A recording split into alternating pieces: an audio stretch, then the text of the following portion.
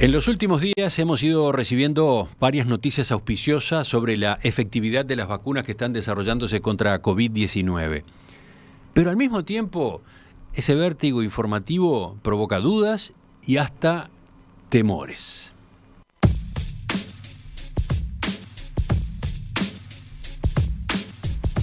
¿Qué diferencias hay entre las distintas vacunas en danza? Al producirse tan rápido y contar con autorizaciones de urgencia, ¿cómo se evalúan los eventuales efectos secundarios que pueden tener? ¿Cómo elige un país como Uruguay la vacuna más adecuada? ¿Qué tipo de inmunidad dejan después de la inoculación? Más preguntas. ¿Con la llegada de las vacunaciones se terminaría la pandemia? ¿Podríamos volver a una vida más o menos normal? ¿Cómo incidiría la no obligatoriedad de la vacunación? Y, sobre todo, creo que esta es la pregunta más acuciante, ¿cuáles serían las fechas en el caso de nuestro país? Bueno, hoy, en la entrevista central, en los próximos minutos, vamos a tratar de evacuar casi todas las dudas sobre este tema, y para eso recibimos de nuevo, por segunda vez, al inmunólogo Alejandro Chavalgoiti, que integra el Comité Asesor de Vacunación del Ministerio de Salud Pública. Alejandro, buen día, gracias por visitarnos de nuevo. Buenos días, sí, se está volviendo costumbre esto. Estuviste hasta último momento mirando las últimas novedades, ¿no? Porque hay noticias de hoy mismo. Bueno, tú las anunciaste de antemano, sí, ya hoy de mañana surgieron las últimas noticias que estábamos esperando, que veníamos hojeando, habíamos hablado de la posibilidad de hacer esta entrevista el viernes, te decía, bueno, esperemos el fin de semana, porque puede llegar a salir cosas nuevas que vale la pena tener en cuenta. Sí, efectivamente, hoy tenemos un panorama mucho más completo. Veamos, tenemos tres compañías que ya han dado resultados a propósito de cómo les ha ido con sus vacunas en fase 3, ¿no? Por un lado Pfizer y BioNTech, Moderna y ahora, hoy, AstraZeneca y la Universidad de Oxford. Por otro lado, está el laboratorio Gamaleya de Rusia con su Sputnik 5, está Sinovac de China con su vacuna Coronavac, en fin, y podríamos seguir sumando. Y todo esto ocurre 11 meses después de que surgieran en China las primeras noticias de este virus. ¿Qué significa este panorama desde el punto de vista inmunológico? A ver, para empezar, la primera frase que se me ocurre decir es ¿qué año? Realmente, ¿qué año impactante? En la entrevista que tuvimos hace ya no sé cuánto, si fue hace un mes o 15 días o cuándo, yo te decía que estábamos viendo un proceso inaudito en la historia de la humanidad, que era el desarrollo de vacunas a una velocidad sin precedente. Ahora escuchaba cuando venía para la radio la entrevista que le hacían Arturo al doctor Briva, sobre cómo había venido se desarrollando el avance en el conocimiento desde el punto de vista del manejo de la medicina intensivista de los pacientes. Y realmente ha sido un año increíble, un año en el cual vale la pena escuchar esa entrevista. Ya no se trata de la misma forma a los pacientes que van a CTI. Para nada. Yo recuerdo cuando conversaba con Arturo y con otros colegas que trabajan justamente intensivistas y médicos de primera línea, las conversaciones que teníamos hace unos meses y las que teníamos ahora, o sea, se fue probando, fue un problema de ensayo y error, lo que decía Arturo, el tema de pensar drogas mágicas que iban a solucionar todo, hasta empezar a dejar que decantase ese conocimiento y empezásemos a tener protocolos mucho más establecidos. Realmente ha sido un año de actividad intensísima, desde el punto de vista médico y desde el punto de vista científico. Y voy a comenzar, como decía Arturo, no con un reclamo gremial, pero diciendo algo que para mí es importante. Todos, dentro de unos años, vamos a decir, ¿se acuerdan cómo era el año 2020, antes de que llegase la pandemia? Yo voy a decir, ¿se acuerdan cuando en este país discutíamos si apostar al desarrollo de la ciencia era un lujo que este país no se podía dar? Hace no tanto de eso. Sí. Hace no tanto en este país se decía la ciencia de frontera, investigar, aportar, apoyar el desarrollo de ciencia es un lujo que los países del tercer mundo no nos podemos dar. Mirá si habrá rendido ese lujo que hoy, porque una de las cosas que ha surgido en todo este tiempo es que miremos de donde miremos vacunas, miremos intensivismo, miremos todo, lo que decimos es, lo central es la capacidad de testeo y de rastreo.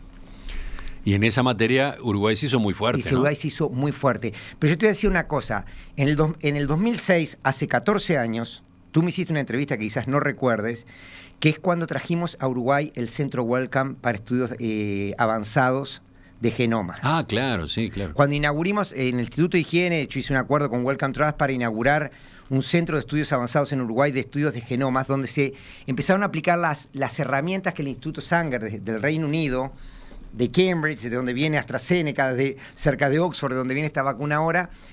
Hicimos un centro para enseñar a Uruguay y a Latinoamérica, ¿sí?, cómo estudiar los genomas. Bueno, uno de los primeros estudiantes fue Gonzalo Iraola, que fue el que ahora está haciendo todos los ensayos de seguimiento genómico de la cepa. Entonces, yo lo que digo es, esto cierra capítulos y nos muestra no solo lo que logramos en un año, sino lo que la ciencia puesta toda en su conjunto ha logrado. Y lo que hemos logrado es increíble. Sí.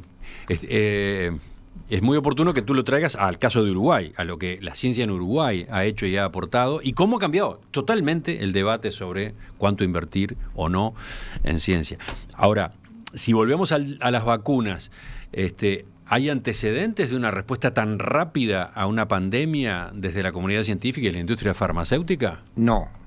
Esto realmente no tiene precedentes, la velocidad a la que le hemos desarrollado, pero no es fruto de la casualidad. O sea, también lo decíamos en la primera entrevista contigo, es fruto de haber llegado tarde a varios otros intentos. Los ensayos generales de pandemia, aquellos que llegamos. Acá se está aprovechando investigaciones que se hicieron en ocasión de otras epidemias que no alcanzaron la gravedad que esta termina teniendo. Entonces, tenemos que la vacuna de Oxford, AstraZeneca, que se acaba de salir resultados hoy, es una adaptación de una vacuna que desarrollaron para MERS y no se llegó nunca a licenciar. La vacuna de Gamaleya de Rusia es una vacuna que es una adaptación de una vacuna que desarrollaron para ébola, para la pandemia de ébola. La tecnología de mRNA, que es la que desarrolló en Biotech y Moderna, es el resultado de 15 años de investigaciones en poner esa plataforma de mRNA en funcionamiento. Entonces, esto es el resultado de toda una acumulación científica sumado a 3 o 4 iniciativas globales que son las que determinaron el cambio radical. ¿Cuáles? La principal, la primera de todas, la creación del Gavi. Allá por el 2000 se creó lo que se llamaba la Global Alliance for Vaccines and Immunizations, que es una iniciativa global con fondos del Banco Mundial, el Wellcome Trust, Bill and Melinda Gates, la OMS, que buscaba uniformizar en el mundo el acceso a las vacunas. No a estas, a las vacunas más simples que salvan la vida de niños. Traduzco al español, Alianza Internacional de Acceso a las Vacunas, ¿no? Alianza Internacional de Acceso a las Vacunas, sí. Eso es una iniciativa que se creó en el 2000 y que la idea era esa. Se vio que había un desfasaje muy grande entre el nivel de inmunización que recibían los niños de determinadas zonas del mundo y otros. Entonces trató de uniformizar eso. Esa alianza siguió evolucionando y ahora, en este contexto, se alió con otra iniciativa global que empezó en el 2017 en Davos, que yo te la mencionaba en la primera entrevista, que era CEPI, esta alianza global para preparar y tecnologías para infecciones emergentes. Uh-huh. Esa iniciativa segunda fue financiando estas plataformas tecnológicas, permitiéndole seguir desarrollando estas plataformas tecnológicas que son las que hoy están dando los resultados. Las 4 que tenemos son de ese estilo. Y otra pregunta, ¿es usual que las vacunas tengan la efectividad que han ido reportando varias en estos días, de más del 70, 90, 95%? No, depende mucho de... Ahí no solo depende de las vacunas, no solo depende de la tecnología, sino depende del patógeno en cuestión, de cuál sea el organismo causante de la enfermedad. Yo digo, hay vacunas... el mundo viene buscando hace 40 años una vacuna para la malaria.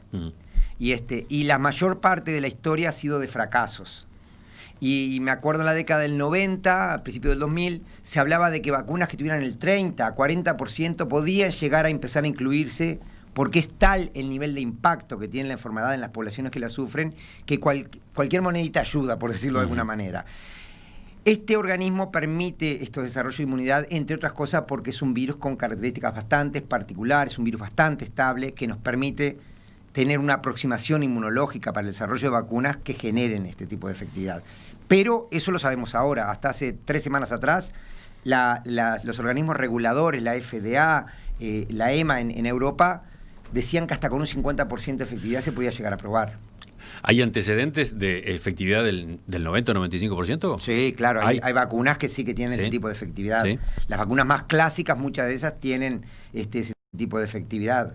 Entonces, incluso... No, porque se ha dicho que la de la gripe, por ejemplo, no tiene esa efectividad. Bueno, la gripe es un virus complicado. La virus es un gripe bastante más complicado. Entre otras cosas, por las características del virus y por la misma realidad de que es un virus que cambia mucho más seguido, lo que nos obliga a tener que hacer vacunas nuevas cada año. Bueno, a partir de este panorama general, me gustaría que ahora empezáramos a examinar contigo la información esta que ha estado circulando. Tenemos que hacer una pausa acá, pero antes te pregunto, Alejandro, ¿cuántas vacunas tenemos en fase 3 entonces al día de hoy? Que hayan reportado efectividad estas 3, Pfizer, Moderna y AstraZeneca. Bien. Tenemos también Gamaleya de Rusia, que no ha completado el fase 3, pero dice que lo están desarrollando. Uh-huh. Y lo que pasa es que esa vacuna recibió autorización previo a completar el fase 3. Te pregunto porque el ministro Daniel Salinas decía en el fin de semana que había revisado la información y había 11 vacunas en fase 3. ¿Puede ser? Lo que pasa es que fase 3 va desde el fase 1, inicial, testeo inmunológico, hasta el fase 3 de efectividad. Ajá. Yo estoy hablando de las que completaron fase 3. Sí, hay bastante más en ensayos clínicos, varias que repiten las mismas tecnologías que estas que están haciéndose y algunas con otras tecnologías diferentes. Fase 3, recordemos cuál es. Es cuando... La que mira la efectividad de la vacuna, la que termina diciendo esta vacuna sirve para lo que quiero que funcione. ¿Y eso lo hace cómo? Probando en una población mucho más grande de personas, varios decenas de miles, donde se vuelve a probar la seguridad y se prueba además la efectividad en prevenir la enfermedad que queremos prevenir. Entonces, esas vacunas que están completando la fase 3, ahora tienen ya un horizonte muy cercano a los efectos de que comiencen a distribuirse. Por ejemplo, ¿es descabellado esto que se está anunciando de que en Estados Unidos y en el Reino Unido se vacunaría antes de fin de año?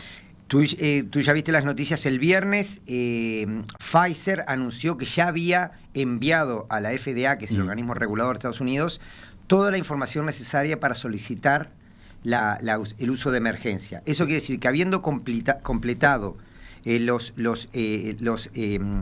niveles primarios que se habían fijado para el ensayo clínico, esto es, el nivel primario de eficacia y de seguridad que habían puesto como meta primaria, habiendo completado esas dos cosas, pueden solicitar el uso de emergencia. Y ya enviaron el viernes eso. La FDA respondió que el 8 de diciembre tienen las reuniones para evaluarla. Si el 8 de diciembre ya la aprueban, sí, seguramente se va a estar pudiendo distribuir en algunos lugares antes de fin de año. Sí, porque los laboratorios están ya fabricando a riesgo, digamos. Todos los 3 laboratorios tienen cantidades bastante grandes de dosis. Ahora leí AstraZeneca tiene varios millones de dosis ya apiladas, prontas para empezar a repartirse apenas se autorizan. O sea, quiere decir que se fabricaron antes de probar que servía, por las dudas de que fuera a servir, de manera a no perder ese tiempo fabricándolas. Bueno, ya volvemos. Vamos a detenernos en cada una de las 3, sobre todo estas 3, las que han aportado más información. También por supuesto, hablaremos algo de las demás, sobre todo para entender cuáles son las diferencias y, por ejemplo, la pregunta, Uruguay, ¿cómo elige? ¿Cómo define entre las que están ahí arriba de la mesa? En estos últimos días, sobre todo en la última quincena, hemos ido recibiendo varias noticias auspiciosas sobre la efectividad de las vacunas que están en desarrollo contra COVID-19. Pero claro, las preguntas se amontonan. Las preguntas, las dudas y hasta los temores. Vamos a aclarar todo lo posible hoy. Estamos con el doctor Alejandro Chavalgoiti, inmunólogo, director del Departamento de Desarrollo Biotecnológico del Instituto de Higiene de la Facultad de Medicina de la Universidad de la República y miembro del Comité Asesor de Vacunación del Ministerio de Salud Pública.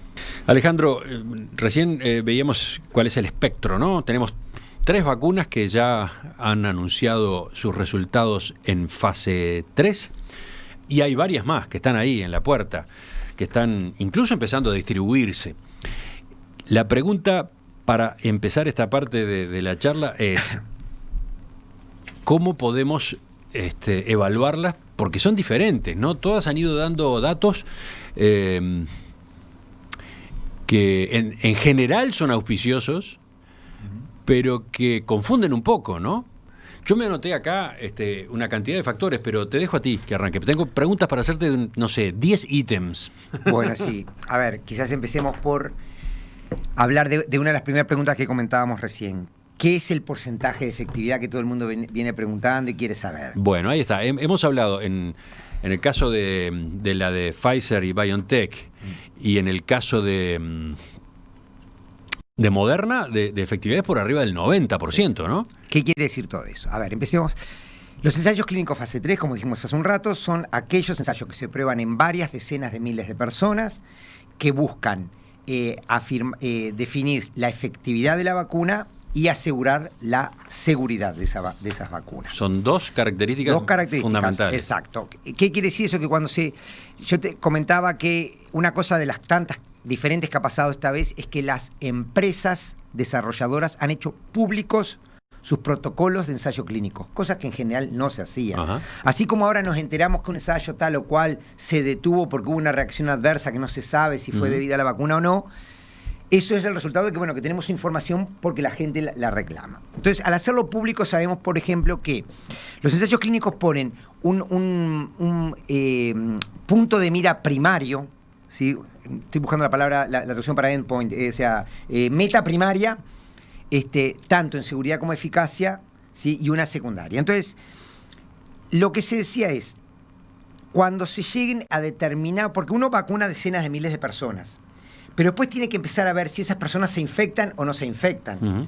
Cuando se infecta una cantidad determinada de personas participantes del ensayo, ahí lo que se hace es, se abre el ensayo, se mira quiénes de esas personas recibieron las vacunas y quiénes no, uh-huh.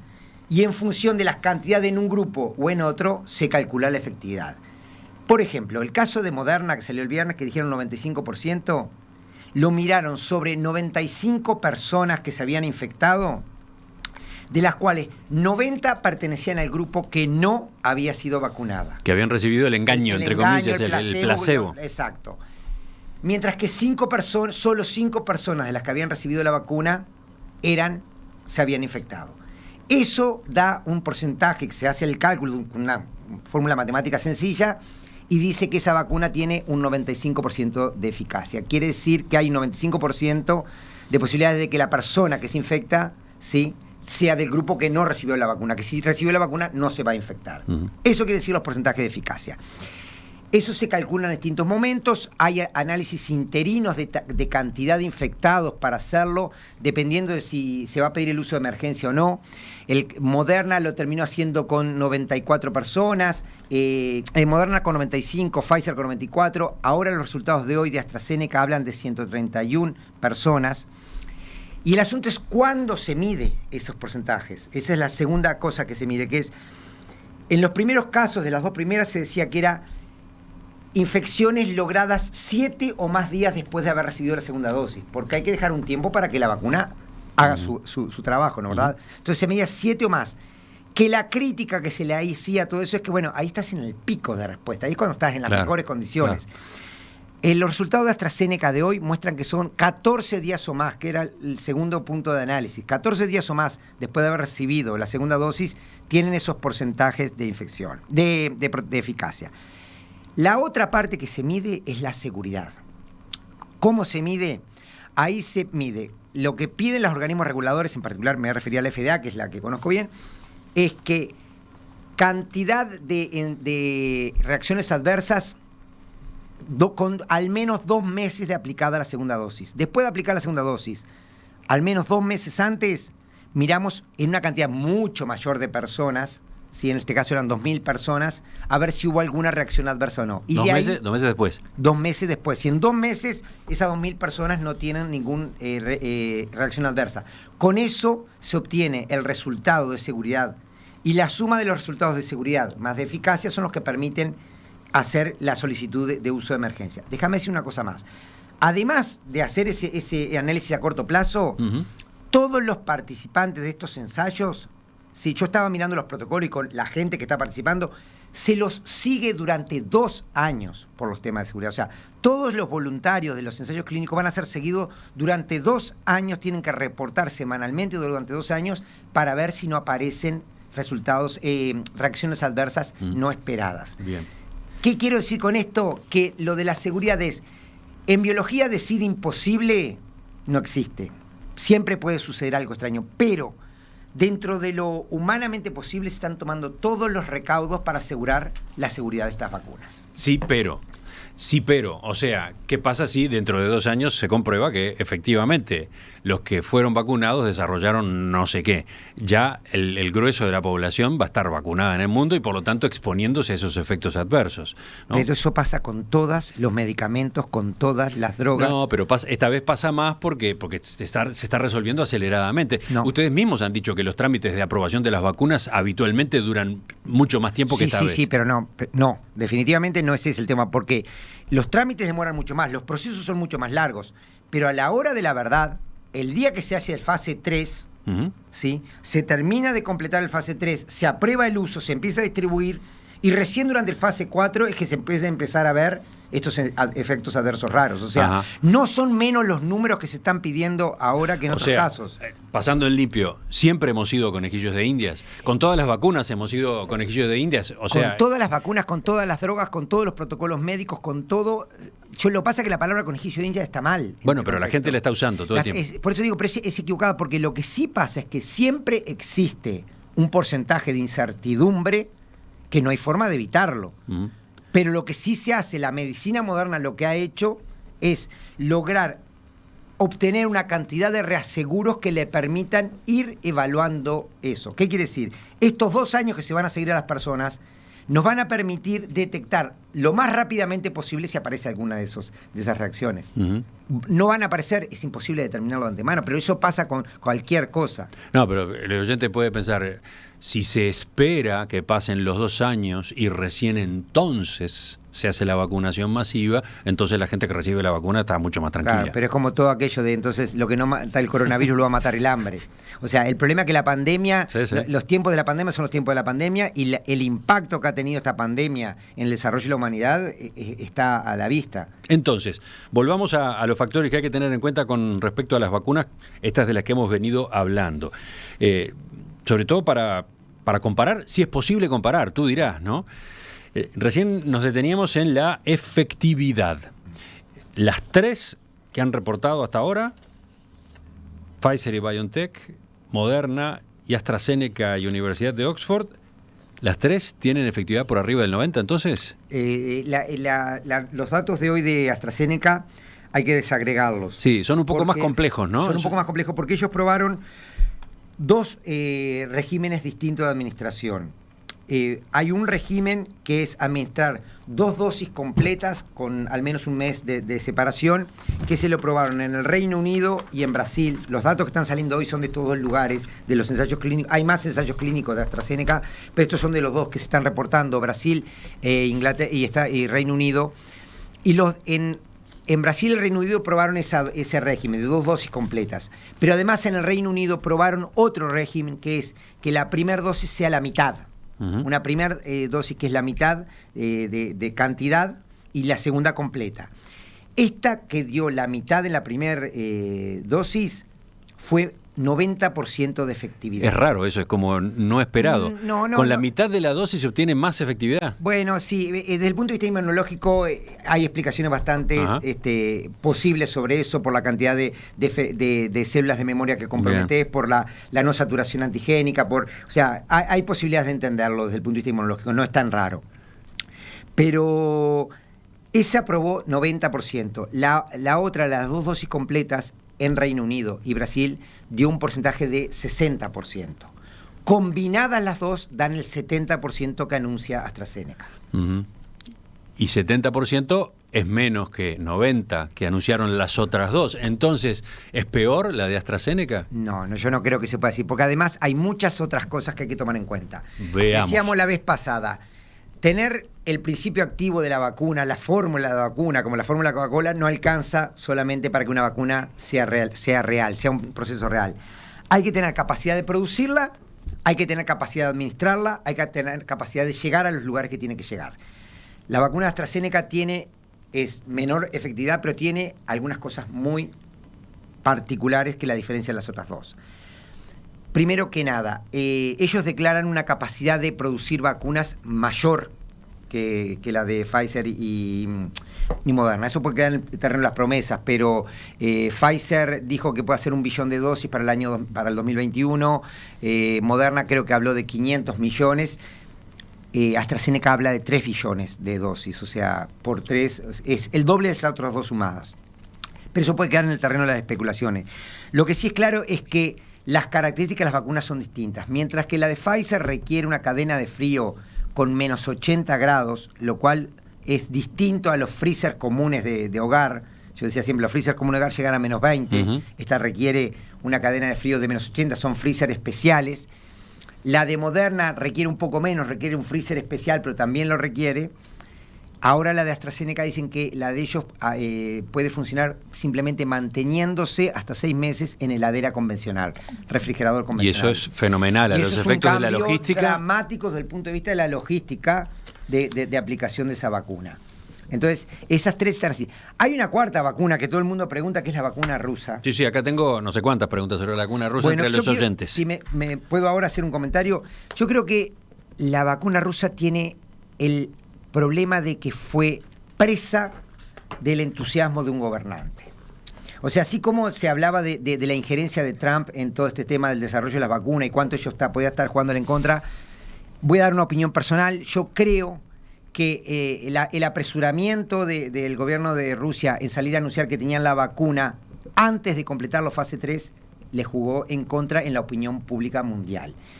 La vacuna rusa puede llegar a ser muy, muy, muy buena. O sea, tiene una tecnología que la desarrollaron, el laboratorio Gamaleya la desarrolló para la epidemia de ébola y que funcionó bien. O sea que podría perfectamente ser una vacuna muy, muy buena y ser la cuarta vacuna en cuestión. El problema es que como se autorizó su uso antes de completar la fase 3, no tenemos esos datos de efectividad y eso hace que la gente no la considere tanto a nivel público como estas otras 3. Por eso digo, creo que en todo esto la política ha jugado también y no siempre a favor del desarrollo de las vacunas. Más preguntas a propósito de estas vacunas, sobre todo las que están arriba en la agenda con más fuerza. ¿La efectividad cambia según el tipo de personas? Por ejemplo, población de riesgo. Sí, ¿o no? Puede cambiar y por eso es que todos los anuncios hacen referencia a que incluyeron en sus ensayos clínicos personas de diferentes etnias, con diferentes características genéticas, o sea, de diferentes razas y diferentes edades. ¿Por qué? Porque no necesariamente las vacunas funcionan todas bien en los distintos sectores poblacionales.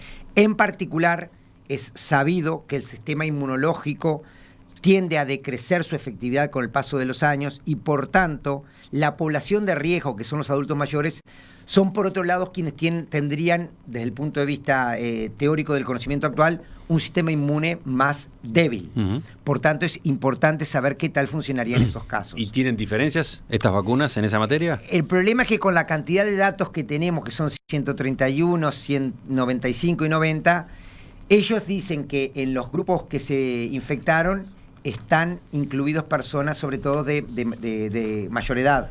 Por lo tanto, si se administró equitativamente a personas de mayor edad en los dos grupos y aparecen solo en uno, quiere decir que en los otros en los que recibió la vacuna estaría protegido. Uh-huh.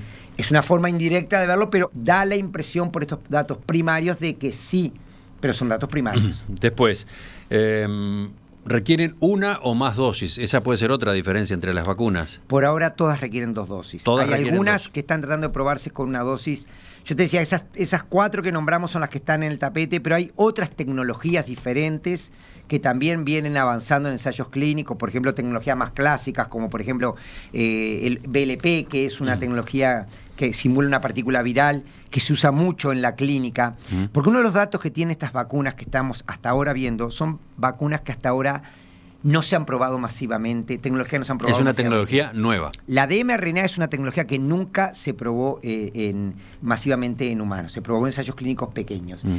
Y las de adenovirus, que son las de AstraZeneca, y con diferencias, distintos tipos de adenovirus, la rusa, se han probado solo en casos particulares, ébola, MERS, en ensayos iniciales, pero no se han probado masivamente. La de VLP es la vacuna, por ejemplo, es la base eso? tecnológica de la vacuna HPV que usamos todos. Ya se complicó. Tanta sigla nos perdimos. HPV es la papilomavirus. Está. Y dijiste antes la de PLP es un tipo de tecnología que no importa mucho, pero que es una partícula inerte que simula la estructura de un virus, lo que lo hace más inmunogénica. Bien, pero entonces, no es, una o dos dosis, en principio, estas que veníamos comentando, todas dos dosis. Precio. Bueno, ahí hay también una diferencia importantísima. Los precios que se saben son los precios que acordaron algunas empresas en estos acuerdos bilaterales. Muchos gobiernos, cuando empezó la pandemia, empezaron a hacer acuerdos bilaterales para acceder a las vacunas. Entre ellos los países de las sociedades industrializadas, que son los que tienen más poder adquisitivo. Estados Unidos reservó 100 millones de dosis de una, 200 de la otra, y los precios que manejaban eran del orden, por ejemplo, la de Pfizer para Estados Unidos, $39 las dos dosis, o sea, unos $19 las dos dosis.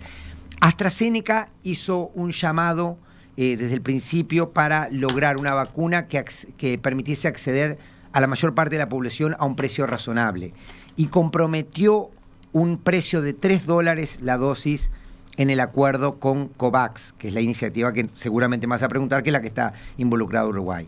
Por tanto, COVAX es la iniciativa de la Organización Mundial de la Salud. Ahora lo hablamos. Ahora lo hablaremos. Pero lo que quiero decir, AstraZeneca hizo un llamado para vacunas, para no obtener un beneficio exacerbado de estas vacunaciones y por tanto poner un precio muy barato. ¿Cómo son esos precios en comparación con los de la vacuna de la gripe? La vacuna de la gripe es un poco más cara, pero no mucho más que la vacuna de la gripe. Esta de $3. La $19 es infinitamente más cara. Lo que pasa es que los precios de las vacunas también dependen de la oferta mundial. Yo recuerdo cuando salió la hepatitis B recombinante, que salió originalmente a $20 la dosis. Pocos años después, Corea del Sur empezó a producirla de forma masiva y los precios cayeron por debajo de $1. Bueno, pero claro, lo que pasa es que acá hay que hacer una planilla Excel, ¿no? Porque están por un lado los precios y por otro lo que cuesta la logística. Ya ahí nomás hay diferencias. Bueno, ahí justamente es lo que digo, que AstraZeneca con menor porcentaje de efectividad tiene algunos cuantos caballos ganadores en toda esta historia. Seguramente las empresas, porque también en todo esto hay un negocio económico, van a contraatacar, digamos, buscando formas de mejorar la logística de distribución, tanto Pfizer como Moderna. Pero con AstraZeneca... Pero la de Pfizer y Moderna, por lo visto, tiene altos costos de logística. En principio podría llegar a tener altos costos de logística, sí. Pfizer dijo que está desarrollando una caja, tipo una laderita, que puede mantener esa temperatura por 10 días para mejorar el tema de distribución. Pero sí, precios versus logística es la ecuación que hay que tener para ver qué es lo que es factible. En cualquier caso... También cantidad de dosis, ¿no? Porque si hay vacunas que llevan una dosis sola, ahí también el presupuesto de vacunación cambia. Absolutamente. Pero por ahora todas requieren 2 dosis y no me parece que en el cortísimo plazo vaya a salir una que arriesgue con una sola dosis. Una pregunta más en este capítulo, Alejandro. Hablábamos de efectividad hace un rato. Tú dabas las diferencias, por dónde va la efectividad de estas vacunas. ¿Cambia la efectividad con el correr del tiempo? ¿Se sabe? Y bueno, esas son de las cosas que todavía no sabemos, porque, como te decía, algunas de estos de análisis de efectividad fueron a 7 días post segunda dosis, otro 14 días. ¿Pero y qué pasa? Pero no sabemos qué sucede a lo largo del tiempo, 3 meses si después, esta inmunidad 6. va a durar o va a desaparecer en un mes. Hay datos de vuelta. Yo te hablaba la semana pasada diciendo que el panorama se había empezado a aclarar un poco. Hay datos alentadores en ese aspecto también, de esta carrera de conocimiento que tenemos. La semana pasada salió un artículo, un par de artículos publicados por 2 investigadores de mucho renombre en este área, Florian Kramer, que hablan de la persistencia de la inmunidad en el tiempo post-infección, no vacunación. Y uno de los resultados interesantísimos que salió publicado en Science la semana pasada es que individuos infectados por 8 meses mantienen niveles de anticuerpos y mantienen además células B de memoria. Las células B son las células que producen los anticuerpos y las células B de memoria son las que producen los anticuerpos, se mantienen a lo largo de la vida del individuo. Entonces, una vacuna es buena cuando genera no solo muchos anticuerpos, sino una buena cantidad de estas células B que permanecen en el tiempo, que son de memoria y que son las que responden rápidamente cuando vemos al patógeno. Se vio que a 8 meses tenemos una buena cantidad de células B de memoria y una buena cantidad de células T. Entonces, eso quiere decir que en principio podríamos pensar, por lo menos con la infección ya se ve, que la inmunidad dura. Hay que ver si con la vacuna dura. Y lo último, porque no sé cuándo parar, la efectividad es la capacidad de la vacuna para evitar que la persona se enferme si es contagiada, ¿no?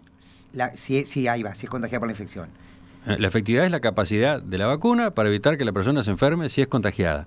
Pero además las vacunas evitan que la persona vacunada sea transmisora del virus. Bueno, eso es algo que puede o no evitarlo. Y eso es algo que todavía no lo sabemos.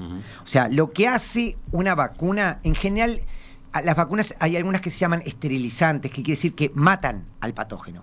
Son muy pocas las vacunas esterilizantes que matan al patógeno. En general, las vacunas lo que hacen es impiden que el patógeno cause enfermedad.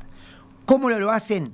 O porque desarrollan una serie de mecanismos de defensa que bloquean el accionar de ese patógeno. Por ejemplo, el tétanos, lo que produce la enfermedad no es la infección, sino la toxina que el Clostridium tetánico produce.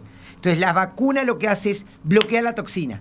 Ni se mete con el patógeno. Lo único que hace es anticuerpo contra la toxina, evitar que la toxina cause enfermedad. El patógeno se elimina naturalmente de otra manera. Hay otras vacunas que lo hacen simplemente bajando la cantidad de organismos que tenemos en el cuerpo. Ahora, si baja la cantidad no produce enfermedad. ¿Contagia a esa persona? No lo sabemos. Eso no está claro en la información disponible hasta ahora. Es que todavía no se puede saber si esas personas pueden llegar a ser transmisores o no. Esa información va a empezar a salir dentro de poco porque es esencial. Bueno, hablemos de Uruguay. Venimos enseguida con el caso de nuestro país.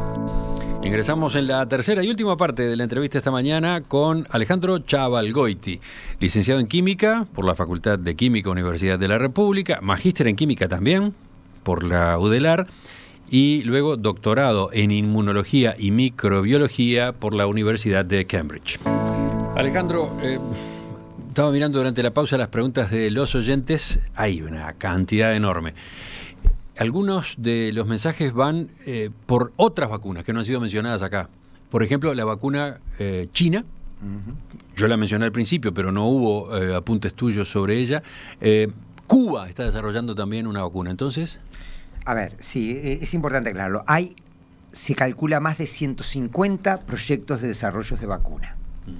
Y además, por más que estas que picaron primero, por decir un término común, son las más nombradas, está claro que solo con ellas no va a alcanzar. Va a ser necesario muchas vacunas. Es más, CEPI, esta sigla que te nombraba hoy, ya está financiando proyectos para nuevas vacunas que empezarían recién ahora a desarrollarse, lo que se llama la segunda ola de vacunas, porque se van a necesitar muchas. Entonces, yo por ahora me referí solo a las que acaban de anunciar valores de efectividad. Pero, por ejemplo, la vacuna china Sinovac, que es una vacuna interesantísima porque es una vacuna con una tecnología muy probada, que es un virus inactivado, también está avanzando en los ensayos clínicos. Lo que pasa es que todavía no ha dado. Tiene la peculiaridad de que empezó a administrar, se le dio una precalificación para administrarse por pandemia en población de riesgo. Pero no tenemos datos, si no lo hubiera podido nombrar. En el caso de la cubana, tampoco hay datos todavía. Lo único que puedo decir sobre la cubana es que el centro que lo está desarrollando, el Centro de Medicina y Inmunología Molecular, es un centro de excelentísimo nivel, que han desarrollado vacunas de altísima efectividad que se usan regularmente. Entonces, no hay duda de que estos centros están avanzando en muy buen camino. Lo que pasa es que no tenemos datos todavía como para poder hablar. Bueno, y ante semejante variedad de vacunas, ¿cómo define Uruguay qué vacuna debe comprar? Bien. Uruguay históricamente ha trabajado en la provisión de vacunas con lo que se llama el fondo rotatorio de la OPS. ¿Qué quiere decir? Uruguay no tiene tamaño de mercado como para hacer negociaciones bilaterales con las empresas, o por lo menos en la mayoría de los casos, aunque hay algunos casos que sí los hicimos. Por ejemplo, cuando introdujimos la vacuna neumococo 13 valente fue un acuerdo bilateral que hicimos. Pero, entonces, la idea es participar de iniciativas El caso del Fondo Rotatorio de la OPS es como una suerte de llamado a licitación para vacunas que van a ser usadas en muchos países a la vez. Con eso lo que se logra es mejor condiciones de calidad y precio. En el caso del COVID existió una iniciativa que se llamaba COVAX, quiere decir, esta que mencionábamos recién, que es, en abril surgió una cosa que se llamaba un programa para acelerar el acceso a las herramientas para COVID, que se llama ACT Acelerador. Y lo que tenía varias ramas, tenía la rama de diagnóstico, la rama de tratamiento hospitalario, la rama de intensivismo y la rama de vacunación. La rama de vacunas se llama COVAX. Es esa iniciativa global con apoyo de la OMS, el Banco Mundial, la Wellcome Trust, CEPI, el propio CEPI, y lo que asegura es un portafolio de vacunas que van a poder ser distribuidas entre las personas suscriptoras de esta iniciativa. Portafolio. O sea que lo que asegura COVAX es un set de vacunas, no una sola. Exacto. Lo que hizo COVAX fue negociar con varias empresas el acceso a las vacunas. Entre ellas, de estas que estamos hablando ahora, está la de AstraZeneca y la de Moderna. Pfizer no está en principio en el portafolio de COVAX, aunque la semana pasada dijeron que Pfizer dijo que está negociando con COVAX para estar en la iniciativa. ¿Pero eso quiere decir que a cada país van a llegar varias? Puede llegar a llegar varias, sí. Pueden llegar a... Uruguay tiene el derecho a elegir dentro del portafolio. Funciona así. Hay un portafolio. Cuando estén prontas, cuando estén autorizadas, COVAX recibe vacunas y de acuerdo al compromiso que firmó el país, le va a dar una determinada cantidad de dosis. Uruguay tiene asegurado un 25% de la población, estas 750.000 dosis que se dijo, para lo cual Uruguay ya hizo un desembolso. Sí, $2,5 millones según lo que trascendió. Entonces, es más o menos $3 la dosis, que es lo que estábamos hablando hoy.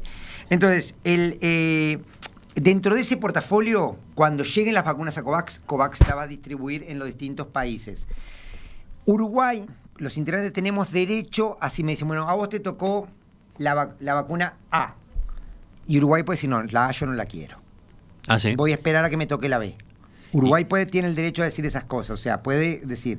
Lo que pasa es que pierde el lugar. Por eso es que hay desde hace varios meses una comisión ad hoc de la Comisión Asesora de Vacunaciones, que está estudiando las distintas vacunas, en particular las que están en el portafolio, para ver qué pensamos de ellos. Ajá. ¿Y eso cuándo se resuelve? Y bueno, cuando estén las vacunas. Por ahora no tenemos vacunas disponibles. Cuando sepamos qué vacunas son las que van a estar... porque en el portafolio ese, de las 9 que estaban en el portafolio hasta hace poco, solo estas dos, AstraZeneca y Moderna, son las que completaron su fase 3, digamos. Sí. Entonces, cuando esté todo eso, podrá saberse. Uruguay, lo que tiene esta comisión ad hoc, que ahora se integraron además miembros del GACH, estamos estudiando cuál es la que podríamos llegar a aceptar como vacuna. Pero el oyente quiere fechas. Y bueno, lo que pasa es que fechas, por ejemplo, AstraZeneca dice que podría darle a... Yo estaba mirando ahora antes de venir, hablaba de junio para entregarle a COVAX. ¿Junio? Sí. Ajá. Entonces, Reino Unido va a vacunar con esa a fin de año. Y lo que pasa es que Reino Unido ya tiene compradas de antemano. Entonces yo diría que a Uruguay alrededor de esa fecha podrían estar llegando. O sea, ¿por qué? Porque no nos olvidemos que la cantidad... Pero ¿cuándo resuelve Uruguay? Primero eso, ¿cuándo resuelve? Cuando tengamos la oferta. Por ahora no tenemos la oferta de COVAX. ¿Pero eso podría ser? No lo sé. ¿Cuándo? Porque, insisto, AstraZeneca, Moderna, que son las dos que están en el portafolio, todavía ninguno de ellos hizo formalmente la solicitud de aprobación de emergencia. La única que le hizo hasta ahora es Pfizer en la FDA. AstraZeneca y Oxford, ahora con estos resultados de efectividad, dijeron que ya están preparando todo, porque es una documentación muy espesa que hay que someter a los organismos reguladores para que se apruebe. Están los dos preparando esa información para someterla a los organismos reguladores. Una vez que la sometan, una vez que se apruebe, hay que ver cuántas vacunas tienen prontas para dar. Pfizer decía 50 millones, Moderna decía 20, algunos millones dice AstraZeneca. Después hay que empezar a fabricar más. Las primeras que se tienen seguramente vayan con acuerdos bilaterales que ellos ya tienen. Entonces, ¿cuándo toca entregar la COVAX? Bueno, la previsión es alrededor del primer semestre del año que viene. Junio yo supongo que es una fecha límite, pero en algún momento van a estar disponibles, aunque ya estén autorizadas, hay que fabricarlas. Por eso es que el doctor Rafael Radi decía en el fin de semana que él imaginaba que la vacunación acá podría empezar sobre el final del primer semestre. Y algo así, junio es eso. O sea, estaríamos hablando, insisto, Esto va a depender de qué pasa con la autorización, que va a salir a muy corto plazo de uso de emergencia, y después con la velocidad de producción que tengan, porque las que ya tienen preparadas se van a quemar rápidamente, y probablemente de esas no nos lleguen. Cuando esas empresas hagan el acuerdo con COVAX para entregarle el lote para que COVAX lo administre, del cual un 25% nos tocaría a nosotros. Y aparte de la que compre el Ministerio de Salud Pública y distribuya gratuitamente, ¿los prestadores de salud pueden adquirir otras? Bueno, eso es algo que estuvo bastante en boga en la discusión la semana pasada por algunos anuncios. Casmo anunció que hizo una reserva por la vacuna rusa. En Uruguay, la autoridad sanitaria... Sí, en Uruguay las vacunas no son de uso público abierto como quien compra aspirinas en las farmacias, a diferencia de otros países que sí son así. En Uruguay la autoridad sanitaria determina el uso y distribución de las vacunas, lo cual no quiere decir que los prestadores de salud puedan hacer sus compras, pero tienen que estar autorizados por la autoridad sanitaria. Entonces, para que eso pueda suceder, el prestador de salud en cuestión tiene que hablar con el ministerio, que tiene que aprobarlo, que tiene que autorizarlo, que se pueda hacer. Luego la autoridad sanitaria es quien determina todo eso. Y eso pasa antes por la Comisión Asesora de Vacunaciones, que recomendamos la autorización o no para uso de esas vacunas. Entonces, Uruguay vería las primeras vacunaciones en el segundo trimestre, una cosa así. Segundo trimestre del año que viene, quizás sobre el final del primer semestre. En principio, sí. Eso es lo que hay que pensar. Sí. Y serían las primeras vacunaciones, ¿no? En ese momento la vacuna no va a estar disponible para toda la población. Tenemos un 25%, 750.000 personas vacunadas. O sea, hay que elegir protocolos para ver cómo vamos a administrar. En general, la experiencia internacional es que se empieza por la población de riesgo y luego el personal de la salud. Bueno, en realidad yo creo que se empieza primero por el personal de salud concomitante, porque no solo son los que están defendiéndonos, protegiéndonos, sino que además son los que corren el riesgo de ser los principales distribuidores de la enfermedad. Ajá. Porque en la medida que están expuestos, son los que pueden estar transmitiendo al resto de la población la enfermedad, y por tanto es esencial bloquear ese punto de contagio. Así que bueno. Entonces, prestadores de salud y después las personas de alto riesgo. ¿Por qué? Porque, bueno, por razones obvias de que son las que tienen mayores posibilidades. Por lo tanto, el acceso general a la vacuna, ese demora bastante más. Puede llegar a demorar. Y además, no necesariamente la doctora Lucía Alonso, que es epidemióloga, es muy clara en esto. Yo creo que es una persona muy interesante escuchar lo que dice. Ya hemos hablado con ella de otros temas, pero ahora llegará el momento turno de hablar consultarla sobre vacunas. Exacto. ¿Por qué? Porque no todas las vacunas son de administración universal. Hay vacunas que son de administración universal, que hay que administrarla a todos, y vacunas que no, que solo se aplican a determinados tipos de poblaciones. En contexto de pandemia, lo que buscamos con la enfermedad, en principio, es disminuir la tasa de replicación de la infectividad. Controlar. No necesariamente quiere decir que para lograr eso tengamos que vacunar a toda la población. Bueno, esto ata con la otra pregunta que también estaba pendiente, que es si la vacunación va a ser obligatoria o no. Todo indica que no. No va a ser obligatoria por definición. ¿Por definición? Definición de la autoridad sanitaria. Ah, bueno, no, porque hay otras que sí son obligatorias. Sí. Por definición de la autoridad sanitaria, en este caso no es. Yo digo, el problema que tenemos en Uruguay es el síndrome, yo te decía recién, de ahogarnos en la orilla. O sea, viste que en ciencias sociales se usa eso del principio de la termodinámica, de que los sistemas tienden al mayor desorden si uno no hace un uso adecuado de las energías. Entonces, yo quiero decir realmente que el panorama viene bien.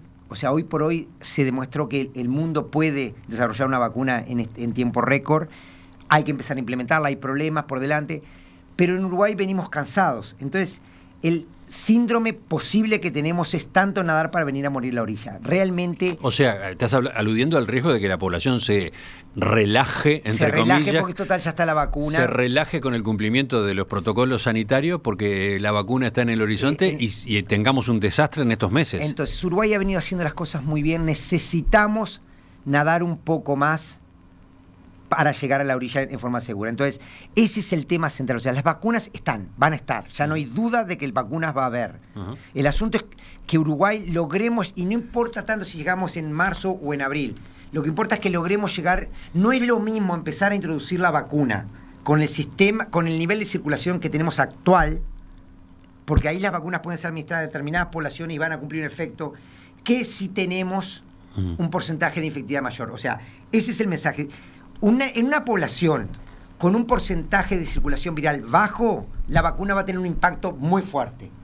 En una población con un porcentaje de infección viral altísimo, la vacuna va a funcionar menos. Ese es el mensaje importante. O sea, necesitamos llegar en las mejores condiciones al momento de administrar la vacuna. Está bien, pero la otra pregunta es, si no va a ser obligatoria la vacunación, ¿de qué servirá? ¿Efectivamente estará protegida la población? Yo dudo que haya un solo personal de salud que no quiera protegerse, que no quiera darse la vacuna. Van a hacer caso. O sea, yo creo que lo que estamos apostando es que la percepción general de la vacunación en Uruguay es buena. Los porcentajes, las tasas de cobertura... pero acá está en juego el hecho de que algunas de estas vacunas son de una tecnología nueva y despiertan temores. Yo tengo acá preguntas que han llegado de varios oyentes a propósito de si alguna de esas vacunas no puede provocar alteraciones genéticas, etcétera, ¿no? Sí, pero el tema es, no más que cualquier otra cosa que estemos usando en principio, ¿por qué? No quiero decir imposible porque es lo que digo, en biología no existe imposible, pero lo que sí digo es, humanamente todos los recursos que se pueden tomar para evitar que eso suceda, se están tomando. ¿Qué quiere decir? Se están haciendo los ensayos de la manera correcta, se va a seguir a la población durante 2 años para ver qué es lo que está sucediendo, se va a estar, y obviamente además esto va a estar en el ojo de la tormenta. O sea, todo el mundo va a estar revisando día a día qué está pasando con estas vacunas. Pero no, está bien. Yo entiendo lo que dijiste y es la segunda vez que lo planteas hoy, pero todo indica que va a haber gente con temores. Va a haber gente con temores. Por ese motivo puede haber un porcentaje de vacunación menor al que se da, yo qué sé, con otras, con la gripe, etcétera. Siempre puede suceder. De hecho, bueno, no. Nosotros preveemos que va a haber una situación similar a la gripe. La gripe no es obligatoria. Sí. Y hemos ido mejorando nuestros porcentajes de vacunación y en la medida que la gente se va convenciendo de que funciona bien. O sea, llegamos a un valor récord este año de 1 millón de dosis. Ajá. Entonces, toda esa historia de la libertad, ¿cuál es lo correcto? Bueno, Uruguay está haciendo un camino particular, no ha hecho medidas dramáticas, no ha hecho medidas obligatorias, y en esto de la vacuna el consenso por ahora es que lo mejor es apostar a que la gente se convenza de que vale la pena. Tengo 2 preguntas para el final, estamos pasadísimos de la hora. La primera, ¿tú te vas a vacunar? Sin lugar a dudas, no tengo ninguna duda. Pero importa, esa respuesta importa. Sin lugar a dudas, no tengo ninguna duda, no solo porque esté expuesto mediáticamente, sino porque además soy personal vinculado a salud y porque corresponde. Sí, no tengo ninguna duda que me vacunaré. ¿Pero se lo vas a aconsejar a tus familiares? Absolutamente. Lo que pasa es que hay que ver quiénes de mis familiares le va a tocar en la primera vez, pero sin lugar a dudas, sí, no tengo ninguna duda que me vacunaría. Y la segunda pregunta, teniendo en cuenta el desarrollo de las vacunas, ¿cuándo, en qué fecha podremos llegar a tener vida más o menos parecida a la que teníamos antes del 13 de marzo? ¿Cuándo las costumbres volverán a acercarse a aquellas? Bueno, yo te repito lo que te dije hace unos meses, en agosto cuando hicimos la primera entrevista. No vamos a volver a ser iguales. De acuerdo. Las sociedades cambian y los impactos traumáticos generan sociedades diferentes. Pero pensemos en el turismo, en los viajes. Pensemos, por ejemplo, en esos rubros, ¿no? Pensemos en las fiestas de casamiento y de cumpleaños. Yo creo que va a depender de cómo lleguemos a la vacunación. En el caso particular de Uruguay, se ata con lo anterior que te dije. Si llegamos a la vacunación con los niveles de efectividad que tenemos hoy, aún con los aumentos que estamos teniendo, probablemente la normalidad sea mucho más rápida que si se nos desacalabra todo esto y llegamos a vacunar con porcentajes altísimos de infección. Si llegamos en las condiciones que estamos actualmente, si no nos ahogamos antes de llegar a la orilla por cansancio, cuando ya vimos la costa ahí, si logramos no ahogarnos antes de llegar a la orilla, cuando empiece la vacunación en Uruguay con esta característica, probablemente sí, vamos a ganar libertades muy rápido. De todos modos, la vacunación va a ir por partes, por lo tanto, deduzco que esa normalidad, entre comillas, sería para el año 2022, ¿no? Sí, una cosa así. Sí, puede ser, pero lo que pasa es que Uruguay ya tiene una normalidad que otros países no tienen. De acuerdo. O sea, tenemos turismo. Pero hay actividades que no se pueden que no hacer. se han podido hacer. Y bueno, probablemente se van a ir abriendo esa canilla famosa que hablaba el Gach, de que se va a ir abriendo a medida que veamos que va funcionando. Entonces, la vacuna no va a ser un blanco-negro. No va a pasar que hoy vacunamos y mañana está todo abierto. Eso no puede suceder porque las vacunas no funcionan así. Entonces, hay Hay que dar las vacunas, eso nos va a permitir ir abriendo posibilidades y gradualmente llegaremos a esa nueva normalidad, que probablemente sea así en el 2022. Fines del 2021, más bien el 2022. Y además dependemos de los otros países, ¿no? De cómo les vaya a los otros. Dentro de Uruguay. Claro. Además, dentro de Uruguay. Yo creo que los viajes internacionales... yo creo que van a cambiar algunas características de la gente. La gente va a viajar menos, en algunas cosas va a querer ir menos a lugares expuestos. Va a depender mucho de cómo impacten eso. O sea, por ejemplo, Estados Unidos, por más que tenga vacunas, con los niveles de porcentaje de efectividad que tiene, hay zonas que están absolutamente cerradas. ¿La gente va a querer ir a esas zonas? La gente de Uruguay, digo. ¿Entendés? Yo creo que eso va a depender mucho de cómo vaya evolucionando. En Uruguay, si mantenemos este estatus, si no nos hagamos antes de llegar a la orilla... rápidamente vamos a poder volver a la normalidad apenas empiecen las vacunas. 1 hora de entrevista, doctor Chavalgoiti, ¿qué tal? Una hora bruta, neto un poco menos, pero sí, nos llevó mucho tiempo y probablemente nos podría llevar más. Vamos a tener que estar muy arriba de estos asuntos. Te agradezco enormemente que nos hayas visitado de vuelta. Contigo, con otros especialistas, iremos siguiendo todo esto, ¿de acuerdo? Sí, desde ya muchas gracias. Hasta la próxima. Hasta la próxima. Y ahora venimos, sí, con la tertulia, tarde, pero empieza la mesa de este lunes.